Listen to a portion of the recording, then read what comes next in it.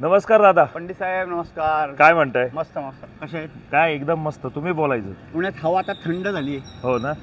पूर्वी गरम 1.5 महिन्यापूर्वी गरम होती ती आता थंड झाली आहे. बर. त्याला कारणीभूत तुम्ही आहात का? तुम्ही एवढे जे समाजापैकी लोक काही कामं करताय हां. आणि जे लोकांना जे तुम्ही कामाला लावलेलं आहे बर. आणि जी लोकांनी आश्वासने दिलेली होती हां. ती आता पार पडताना बघतोय आम्ही. बर.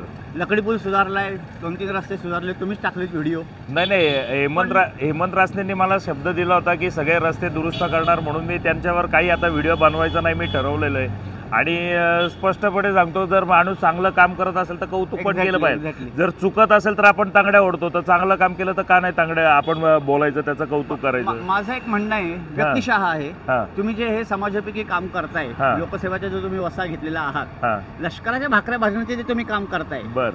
ते कुठं व्यर्थ जाऊ नये ही बर. माझी एक इच्छा आहे. बर. कारण आपली ही जनता आहे ना, ही जनतेला कुपातील नचमंडूक जगायची सवय लागलेली आहे. बर. मी बरं, माझं घर बरं, माझी गल्ली भरी, संध्याकाळी पिझ्झा खाणार, टोपी घालणार, गप बसणार.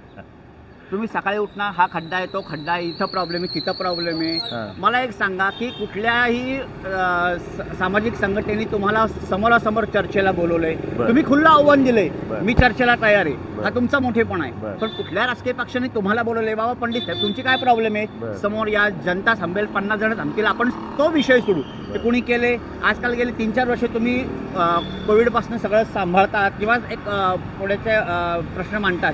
कोणी बोलवलं का तुम्हाला?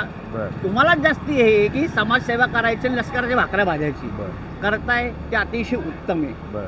त्याच्याकरता आमच्या मनापासून शुभेच्छा. आम्ही पुणेकर तुमच्या पाठीशी आहोत 100%. मला तो विश्वास आहे. पण मी तुम्हाला एक सांगू का की कोणी बोलवलं नाही असं मी म्हणणार नाही. का बोलवलं बऱ्याच जणांनी, पण प्रत्येक जी समाजसेवा संस्था जी काम करते ती त्यांच्या लेवलवर चांगलंच काम करते. पण राजकारण्यांकडनं एक्सपेक्टेशन्स होती की आज जर मी त्यांच्या नावाने एवढ्या जर त्यांचा शिमगा घालतोय तर त्यांनी सामंजस्याने त्यांच्याकडनं त्यांनी मला कॉल द्यायला पाहिजे होता की पंडित तुमचे काय प्रश्न आहेत ते या, बोला, बसा, आपण त्याच्यावर काम करू. पण कुठल्याही राजकीय पक्षाने तो पुढाकार घेतला नाही, याचं दुःख नक्की आहे. आणि दुसरी गोष्ट, तुम्ही जे म्हणताय ना की लष्कराच्या भाकऱ्या भाजताय, तर साहेब काय असतं माहिती आहे का, जनतेवर जबाबदारी असते, म्हणजे बायका पोरांच्या जबाबदाऱ्या असतात. त्यामुळं प्रत्येकजण मायारका रस्त्यावर उतरण्याची डेअरी करू शकणार नाही हे नक्की आहे. पण माझी सगळ्या जनतेला एक हात जोडून काय विनंती आहे, प्रत्येकाला असं वाटत असतं की शिवाजी महाराज दुसऱ्याच्या घरी जन्माला हवे, आपल्या घरी नको. चला आता आम्ही आमच्या घरी जर शिवाजी महाराज जन्माला आणले तर जनतेने एक थोडीफार साथ तर द्यावी. हां, मी जनतेला एक हात जोडून नेहमी विनंती करत असतो, दर महिन्याला मला 1 रुपया द्या. 1 रुपया. तुमचं 1 रुपया म्हणजे काय होतं माहिती आहे का, तुमचं एक मला जाहीर समर्थन होतं. बरोबर आहे. मी एखाद्या राजकीय नेत्याला अगेन्स्ट जातो ना, आणि मी जेव्हा त्या जनतेची कामं त्याला सांगतो त्यावेळेस मी त्याला काय उत्तर देतो माहिती आहे का, जनता तुला वोट देते आणि जनता मला नोट देते. मी जनतेकडं 1 रुपयात प्रामाणिकपणे काम करतो. जनतेची जी कामं मी सांगतो ती तुला करायची नसतील तर करू नको, माझ्या बापाचं काही जात नाही. मी जनतेला फक्त एकच सांगेन, या हरामखोराला पुढच्या वेळेस निवडून देऊ नका.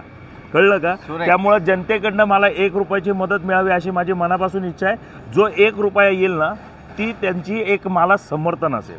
तुम्ही जे काम करू शकत नाही, सर्वसामान्य नागरिक पुढाकार घेऊन जे काम करू शकत नाही ते मी करणार आहे. मला जर 2 पैसे हातात आले तर त्या पैशातनं माझ्यासारखे अजून कार्यकर्ते मी डेव्हलप करू शकेन. बरोबर आहे. आपण जे समाज सुधारण्यासाठी जे काम करतोय, प्रत्येक समाजसेवी संस्था त्यांच्या लेवलवर करते. मला त्यांच्या कामात ढवळाढवळ करायची नाही आणि त्यांनी माझ्या कामात ढवळाढवळ करू नये म्हणून बरेच जण संपर्क करतात, पण मी कोणाबरोबर काम नाही करत. त्याचं कारण हे, बरोबर आहे. त्यामुळं कोणी चुकीचं काम करतंय असं माझं म्हणणं नाही आहे. पण असंख्य असे प्रश्न आहेत जनतेचे की ते सोडवायची गरज आहेत आणि त्याच्यावर मी काम करत होतो, आहे आणि राहणार. आमच्या शुभेच्छा तुमच्या पाठीशी. एक सर्वसामान्य नागरिक आणि सर्वसामान्य चलाख, चाणाक्ष आणि सुज्ञ पुणेकर म्हणून आम्ही नक्की तुमच्या बरोबर आहोत. थँक्यू. पुणेकरांना कितीही शिव्या घातल्या तरी पाठीशी मात्र पुणेकरच उभे राहणार. 100%. 1 ते 4 या वेळेत सुद्धा. येस, विश्वास आहे तुम्हाला. धन्यवाद. थँक्यू. चला.